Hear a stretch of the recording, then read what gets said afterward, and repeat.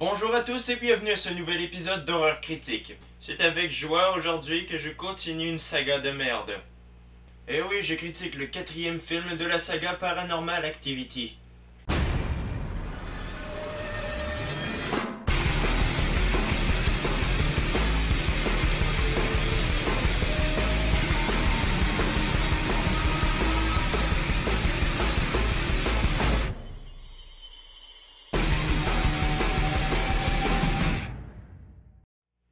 Six ans après les événements du 2e Paranormal Activity, soit Cathy qui disparaît avec le jeune Hunter, une famille se voit recueillir leur petit voisin Robbie, dont la mère est partie à l'urgence à l'hôpital. Robbie semble lié d'une forte amitié avec le cadet de la famille, Wyatt, qui, soit dit en passant, a été adopté. Au fur et à mesure que l'histoire avance, le comportement des deux jeunes garçons devient de plus en plus étrange. C'est pourquoi Alex décidera de mettre plusieurs caméras dans la maison pour savoir de quoi ils retournent. Bon, je sais pas ce qu'il y en est pour vous, mais moi je suis un petit peu mélangé, alors on va refaire la chronologie de la saga. En principe, si je n'ai pas fait d'erreur, il faudrait regarder en ordre le 3e, ensuite le 2, puis le 1er, pour terminer par le 4. Mais quelle est l'espèce de singe qui vous a appris à compter? Bref, le scénario de ce 4e film est énormément prévisible et est bourré de clichés.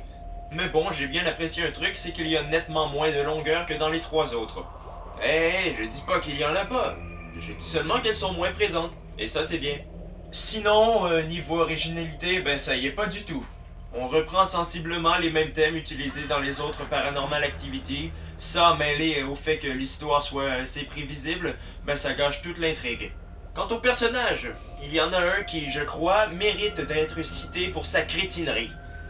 Ben! Accro au cul comme ça, il y en a pas deux pareils. Il est énervant, mais à un tel point, j'ai envie de lui faire bouffer ses caleçons. Je veux dire, même Stifler est moins chiant au niveau sexe. C'est vraiment l'un des pires personnages qu'on a pu créer pour un film. La réalisation. Paranormal Activity 4 est toujours réalisé par Henry Joost et Ariel Schulman. C'est pas mal la même que dans le 3. Bon, il y a des jumpscares inutiles. Et quelques longueurs, mais comme je l'ai dit, rien de dramatique. Même que certaines scènes sont plutôt efficaces pour faire peur. Mais j'ai trouvé qu'il y en avait moins que dans le 3e film. On retrouve le même ultrason agressant durant les scènes de phénomènes étranges, ce qui est assez efficace pour provoquer la peur. Sinon, j'ai trouvé qu'il y avait beaucoup de scènes assez connes, accentuées par ce taré de Ben. Est-ce que j'ai déjà mentionné que je détestais ce personnage? D'ailleurs, presque tous les personnages sont aussi idiots que lui. Mais regardez cette espèce d'idiote. Elle entre dans la maison, au lieu de foutre le camp en courant. Elle est vraiment conne. Mais ça ne battra jamais l'idiotie de ce foutu Ben. Mais le pire dans tout ça, c'est que l'acteur n'arrive même pas à faire le con comme il faut. Il surjoue totalement.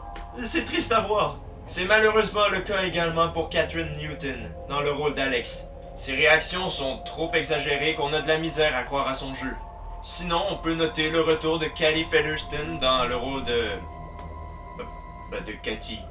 Sa prestation est digne de ses autres apparitions dans la saga.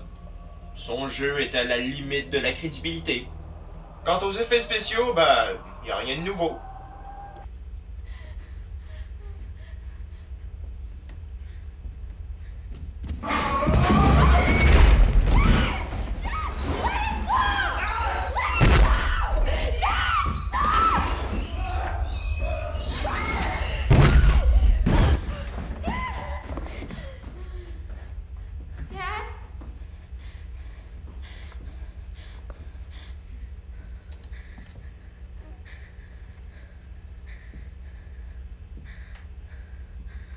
Bien qu'il ait été réalisé par les mêmes réalisateurs que Paranormal Activity 3, étant donné que son scénario est bourré de clichés et qu'il est énormément prévisible, et que les personnages me font royalement chier, Paranormal Activity 4 ne se mérite qu'un 5 sur 10.